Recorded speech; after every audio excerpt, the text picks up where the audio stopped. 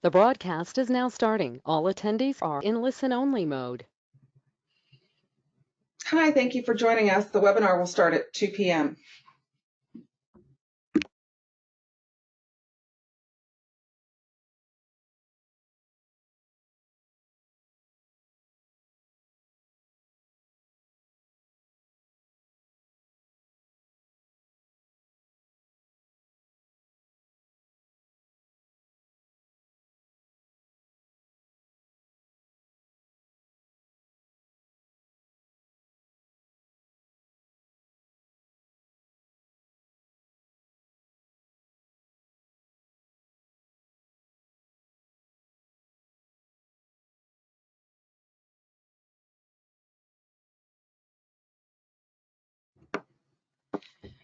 Thank you for joining us. The webinar will start at 2 p.m.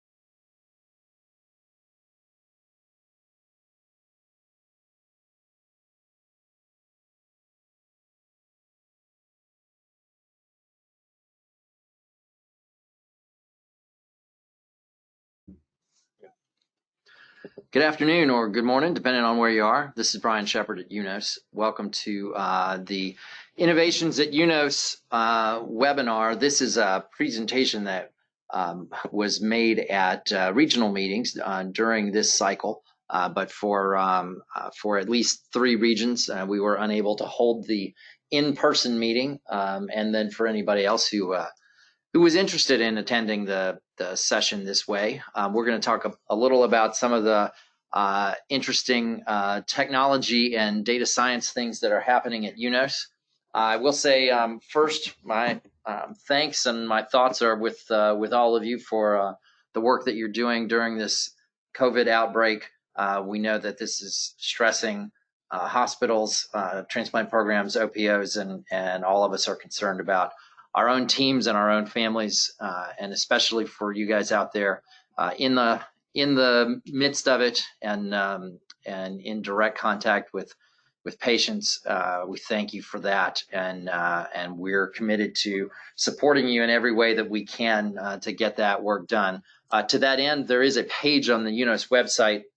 If you go to unos.org, the top news story there is resources for members. So there are some good resources from the AST and from AOPO and from other places, and UNOS will continue to put the most up-to-date information available about COVID and about what activities members should do, or what information exists. As you know, in the midst of this, for some of these questions, there just aren't answers yet, but we will continue to refresh that page. So whether you're listening to this live now, or whether you're listening to a recorded version of this at some point in the future, that page will always be kept up to date with the most recent COVID information.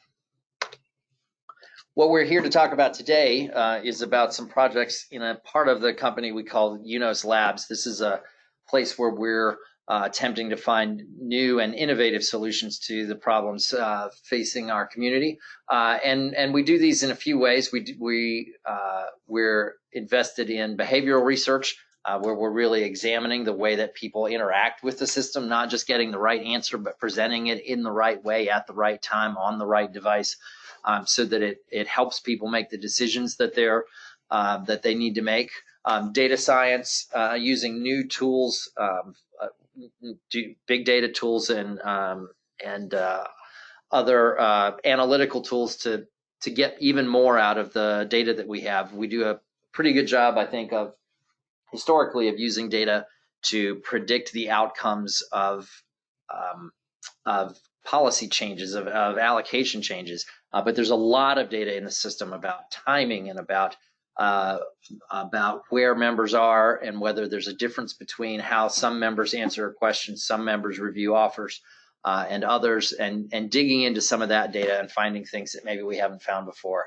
And then technology innovations that are about the tools that we actually provide, how they work for you, how you access them. So these are all funded outside the OPTN contract, and for a number of reasons. One is that the contract is fairly specific about the tools and things that we should provide.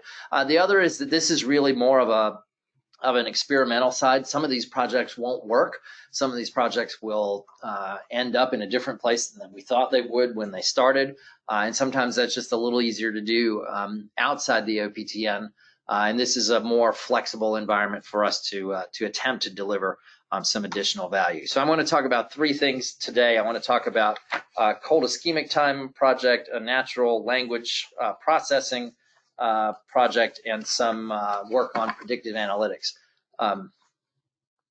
The cold ischemic time project really is about figuring out how long organs, not only how long organs are cold between procurement and transplant, but also where that time accumulates. Obviously, in some of the recent policy discussions, the role of transportation in cold time has been front and center.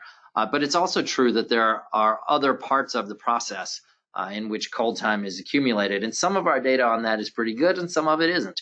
And this project, the first part of the project, really is about how to understand where cold time really accumulates and what factors prompt more cold time or less cold time, and then be able to use that information to come up with either effective practices or policy solutions or allocation changes or technology changes that help reduce that. But before we launch straight into reducing cold time in some particular way, to actually take a look at the whole landscape and decide where that cold time is really accumulating. And so what we've started to do this is we're working with a number of partners in the community, particularly OPOs and also some of the transportation and logistics companies, about how to collect some data that we have not had before in this process, and where we can put our hands on, exactly what time did the organ leave the OR, how long did the organ stay at the recipient hospital before it was transplanted, and where are the opportunities for improving the amount of cold time and getting organs more quickly from donor to recipient. So we're in the middle of the data collection phase from these organizations, which is going to give us an opportunity to understand this process a little better. One of the benefits of doing this as UNOS project is that most of the OPTN data, aside from peer review data, most OPTN data is available to the public. I don't think all our partners would participate with us if all this data in its raw form was going to be available to the public. And so as UNOS, we're able to receive this data and process it and provide some reports while protecting the data of the participants who are helping us make this project possible. We know that Transnet doesn't have all the data that we might need. Whether or not where the organ is pumped, what time the organ left the OR is not a reliably collected point in our current data system.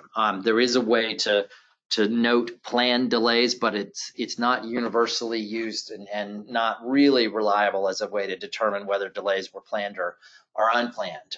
Transportation takes place in many different ways, partly because of environmental reasons, but partly just because of differences in individuals' preferences and practices. And so getting this data from some of the transportation organizers and the OPOs will give us a much more granular level and a much better understanding that we have not had in the past. So my questions that I've been asking in the regional meetings, and I'll give you some highlights of what folks have said, but also if folks have questions today, they can type those in, and we'll be able to answer them as we go through. What part of the transportation process really carries the most risk? Where should we be focusing our concern? We're gonna do that certainly based partly on the data, but partly on the collected experience of the community and in where issues tend to come up. For transportation, are we, from the point where we are today, should we be more standardized or more flexible? The ideal point is surely some combination of standardization or flexibility, but from where we are today, which of those directions should we be moving? And is there a particular piece of transportation data that you would use in your planning for recoveries or transplants that you don't have today? And we'll see whether that's something that some of the other organizations are collecting in the process, or whether that's something that we could collect that would make the system work better. So some of the things that we've seen in the regional meetings face to face. A lot of folks mentioned many operational factors that travel really was just a piece of this.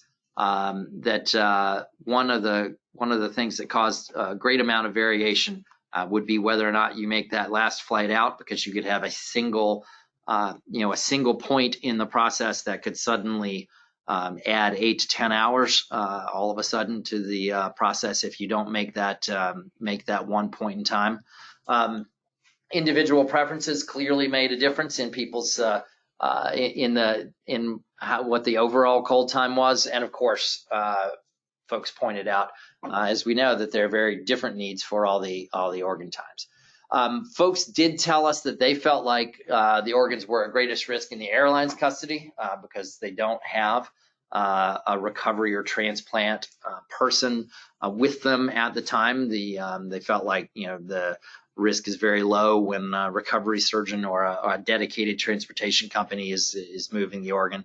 And they suggested that if we find data from these other sources that proves to be useful, that more systematic data collection might be important and might be something we would want to collect from everybody.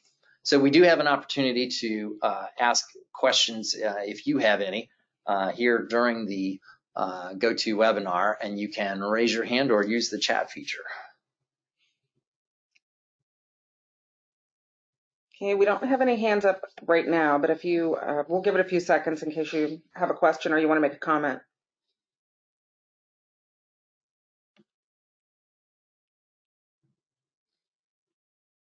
Well, if there aren't any questions about transportation, we'll go on to natural language processing, which I think has some neat opportunities for us. What natural language processing really is helping us understand the amount of information that might be in a free text field. So when we're not looking at checkboxes or lab values or numerical things that we can analyze in the traditional ways, but how do you go through and understand the data? There's a vast amount of information in DonorNet in some of the free text fields, and it hasn't been something that we can process with traditional tools. But the tools now exist for natural language processing that can really help us kind of make sense out of what some of that data is.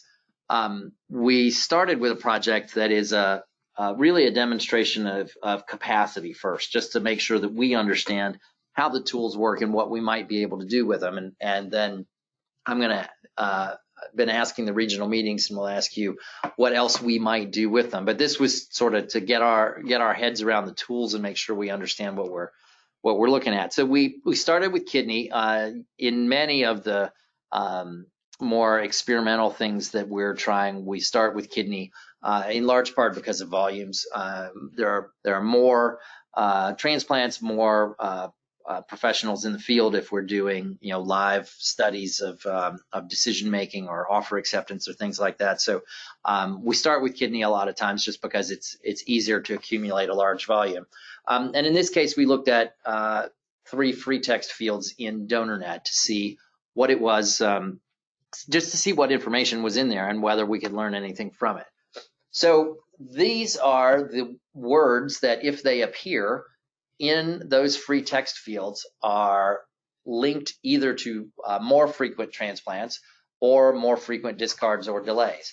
So this one has gotten a fair amount of attention in regional meetings, because if you look at the top of the list of words that are correlated with transplant, the word that is most likely to be in a free text DonorNet field for an organ that is transplanted is the word beer, which is, I don't know that we've studied the clinical benefits of beer on kidney transplantation, but it's right there. I actually, my hunch is, and we haven't done a deep dive on this stuff yet, but my hunch is that it's really only beer or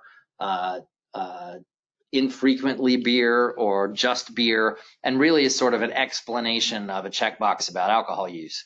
But if that's the case, that would give us, that would show us, one of the things that we can do with information like this is, if people are frequently checking the alcohol use box and then feel compelled to write "it's only beer" in the notes, then maybe we need to fix the definition of the checkbox. Now, that's just my theory. We haven't dug far enough into that yet, but it does show that one of the potential uses of this is to understand what we ought to be including or not including or better defining in the checkboxes, because we have now these words that, if they show up in the that people are frequently putting in the text boxes, and that are correlated positively or negatively with transplants actually occurring. So there are, I think, opportunities to use this to get information from the donor highlights fields and these other free text fields I think that could help us make our data collection better by clarifying things or by adding or subtracting things from the information that's not in free text. We can look at whether we could change the types of forms. We could maybe auto-generate forms if particular words show up. We could include some of the medical details that are provided with ultrasound and imaging studies that might, with analysis, be easier to summarize or read. And we can even look at trends and consistency with exception requests. I think one possibility for this technology or this type of analysis is that that the computer first reads the exception requests. I don't foresee in the short term, certainly, any replacing of the clinicians in that process. But it could be. Those of you who've been on an MPSC committee before will know that that often staff says in cases like these, the MPSC has in the past, done this, that, or the other, so that there's some sense of scale, some context, that the decision is still up to the committee. And in this case, we could have the computer say, in descriptions such as these, the review board has generally done, awarded a score of X, leaving the nuance in the final decision up to the clinicians, but giving them some guidance, some sense of scale as to where prior similar requests might have ended up. So, we would like to hear from the community which of these use cases might be most beneficial. Are there other places where we could use that to reduce your data collection burden? Are there documents that if you uploaded them and they were analyzed through NLP, would that provide information to us that you then wouldn't have to enter directly? Or are there other questions, problems, research projects that maybe we should look at the use of natural language processing to help decide? And in prior regional meetings, we'd really heard, some of these, a lot of different opportunities to potentially use natural language processing, reading radiology reports and extracting some information and lessons from those. Being able to flag whether a donor had a previous transplant, that often ends up in the notes, and being able to extract that and make sure that's visible to everybody in the process. We could use it for other types of quality assurance to determine whether things are being handled consistently. There's a number of other things here that we could attempt to use an analysis of the complete sentences, the free text in these boxes to still compare cases to each other, still extract lessons about standardization and about differentiation, and possibly use that data too to improve the field, because it is a source of data that we really have not been able to put to broad use besides the individual offer that's being made at the time. So are there questions from the group today about natural language processing or suggestions about how we ought to deploy that in a useful way?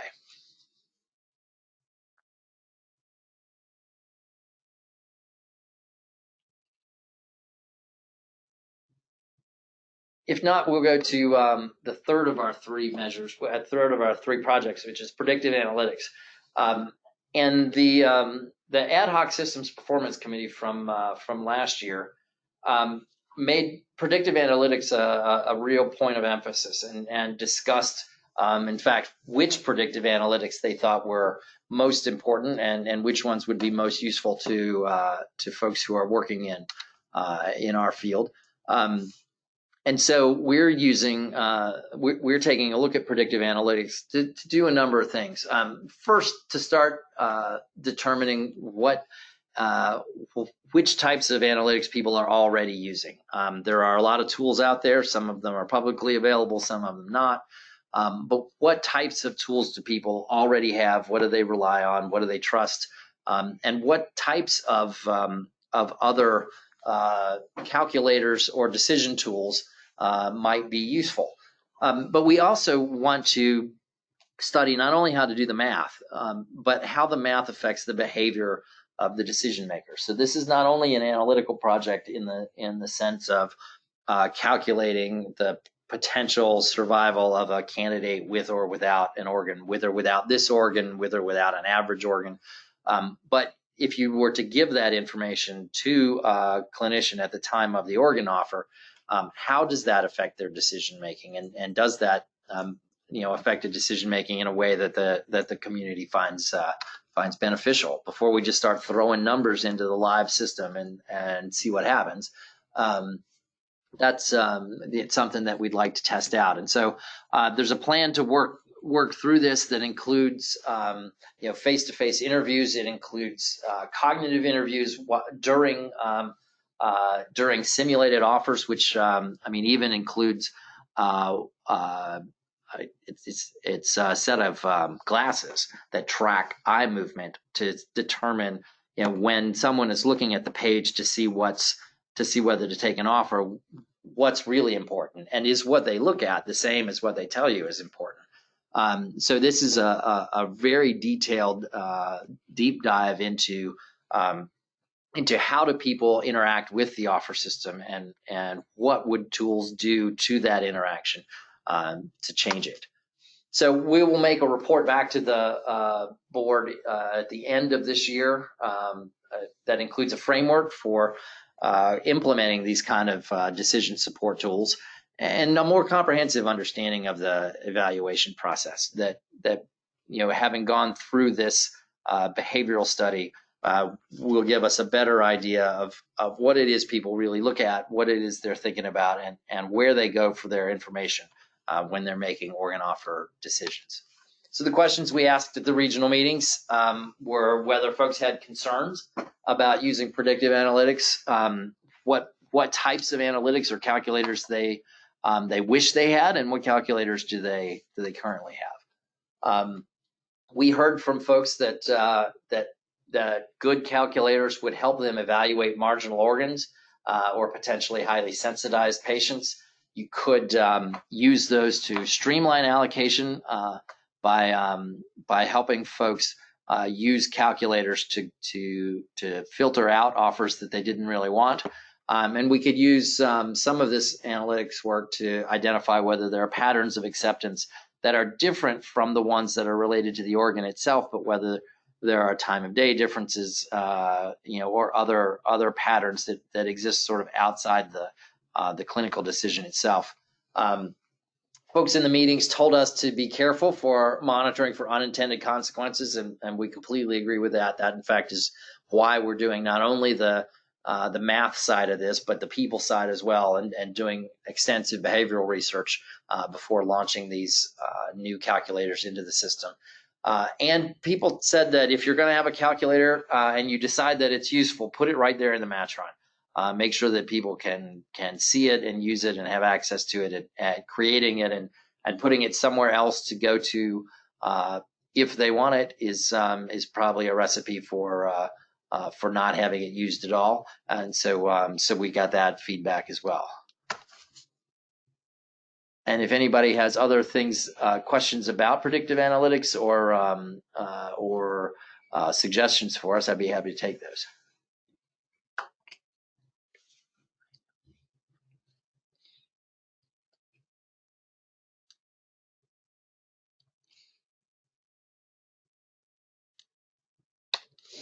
All right. If you have further questions about that, or would like to be a part of developing those calculators, or part of the tests of the user testing of these calculators in the system, email Laura Cartwright at UNOS. And if there's a survey about how to approach these that we're actually already underway in partnership with the ASTS, and you can see the website on the screen that you can go to participate in that survey.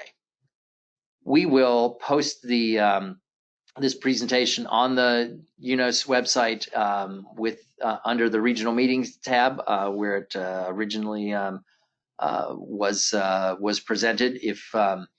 If you are watching this live, or if you're watching this later in your recording, you can still reach out to us, ask us questions, and participate in the ASTS survey.